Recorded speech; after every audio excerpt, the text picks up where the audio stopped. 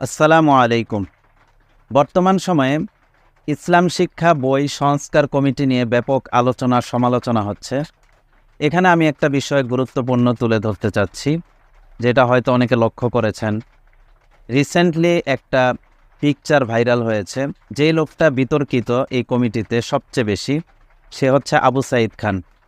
আবু সাঈদ খান এমনি তো মুলহিদ মুরতাদ। সে আল্লাহ রাসূল সাল্লাল্লাহু আলাইহি ওয়াসাল্লামকে শেষ নবী মানে না, শ্রেষ্ঠ নবী এটাও মানে না। এবং সবচেয়ে বড় বিষয় হচ্ছে সে রাসূলুল্লাহ সাল্লাল্লাহু আলাইহি ওয়াসাল্লামের হাদিসকে অস্বীকার করে, আহলে কোরআন সে।